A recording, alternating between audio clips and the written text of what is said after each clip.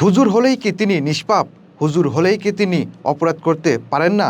হুজুর হলেই কি অপরাধ করলে তা ধামাচাপা দিতে হবে? হুজুরদের বিরুদ্ধে অভিযোগ তুললেই কি সাইবার বুলিংয়ের শিকার হতে হবে?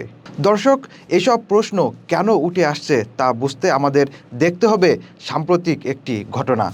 সামাজিক মাধ্যমে সম্প্রতি একটি পোস্ট দেখলাম, সেখানে একজন লিখেছেন, আপনার সন্তান মাদ্রাসায় পড়লে আপনি বেহেশতে যাবেন, এটা মিথ্যা। কেউ কাউকে জান্নাতে নিতে পারবে না, তাই সন্তানকে কিছু হুজুরের হাতে তুলে দেবেন না। এই বক্তব্যটি অনেকের কাছে আপত্তিকর মনে হলেও প্রশ্ন উঠছে, কোন পরিস্থিতিতে একজন এমন মন্তব্য করতে বাধ্য হন? নেত্রকোনার মদন উপজেলায় ১১ বছর বয়সী এক মাদ্রাসা ছাত্রীর অন্তঃসত্ত্বা হওয়ার ঘটনা দেশজুড়ে তোলপাড় সৃষ্টি করেছে। ঘটনাটি নিয়ে সামাজিক মাধ্যমে চলছে তীব্র আলোচনা সমালোচনা। অভিযোগ উঠেছে, কিছু ধর্মীয় ব্যক্তিত্ব অভিযুক্তের পক্ষ নিয়ে প্রচারণা চালাচ্ছেন। অন্যদিকে যিনি বিষয়টি সামনে এনেছেন সেই নারী চিকিৎসককেই বিভিন্নভাবে আক্রমণ করা হচ্ছে। এই ঘটনায় একদিকে সমালোচনা চলছে, অন্যদিকে এই ঘটনাকে ধামাচাপা দেওয়ার চেষ্টা চলছে সোশ্যাল মিডিয়ায়। বিভিন্ন প্রোফাইল থেকে এ ঘটনা প্রচারণার কারণে তাদের নিয়ে নেতিবাচক মন্তব্য করা হচ্ছে। আবার অনেকে এই ঘটনার দায় শিশুটির নানার দিকে চাপিয়ে দেওয়ার চেষ্টা করছেন। যেখানে এখনও ডিএনএ টেস্ট হয়নি, সেখানে তারা সোশ্যাল মিডিয়ায় প্রচার করছেন ডিএনএ টেস্টে তার নানার ডিএনএ পাওয়া গেছে। এতে সাধারণ মানুষের মনে প্রশ্ন, হুজুরদের বিরুদ্ধে অভিযোগ কি প্রকাশ করা যাবে না? তবে মনে রাখতে হবে, কোনো ঘটনার সুনির্দিষ্ট প্রমাণ না পাওয়া পর্যন্ত কাউকে অপরাধী বলা যায় না। কিন্তু অভিযোগ ওঠার পর সেটি নিরপেক্ষভাবে তদন্ত হওয়া জরুরি।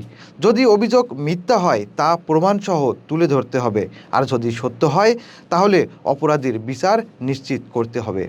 এদিকে কওমি মাদ্রাসা ভিত্তিক একটি প্রতিনিধি দল ঘটনাটি তদন্তে গেছে বলে জানা গেছে। তবে প্রশ্ন থেকেই যায়, এর আগে ঘটে যাওয়া অনুরূপ ঘটনাগুলোতে কি একইভাবে উদ্যোগ নেওয়া হয়েছিল? অভিযুক্ত শিক্ষক একটি ভিডিও বার্তায় নিজেকে নির্দোষ দাবি করেছিলেন, তবে তিনি আত্মগোপনে ছিলেন এবং পরবর্তীতে আইনশৃঙ্খলা বাহিনীর হাতে গ্রেপ্তার হন। প্রশ্ন উঠছে, নির্দোষ হলে আত্মগোপনে কেন? বারবার লোকেশন পরিবর্তন কেন?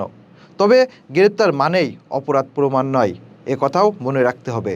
সমাজে এখন একটি উদ্বেগজনক প্রবণতা তৈরি হয়েছে, যাচাই বাছাই ছাড়াই কাউকে দোষী বা নির্দোষ ঘোষণা করা হচ্ছে।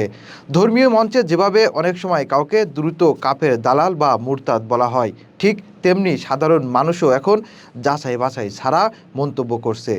এটি একটি উদ্বেগজনক সামাজিক প্রবণতা।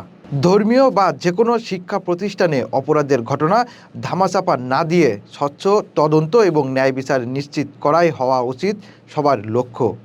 কারণ আস্থা ধরে রাখতে হলে প্রয়োজন জবাবদিহিতা এবং সত্য উদ্ঘাটন। আজ মানুষ প্রশ্ন করছে তাদের সন্তানদেরকে কোথায় পাঠাবে, কাকে বিশ্বাস করবে। এই প্রশ্নগুলো হালকা না, এগুলো আমাদের সমাজের প্রতি আস্থা ভেঙে যাওয়ার ইঙ্গিত। আমাদের উচিত অপরাধীকে রক্ষা না করে সত্যের পক্ষে দাঁড়ানো, ন্যায় বিচার নিশ্চিত করা।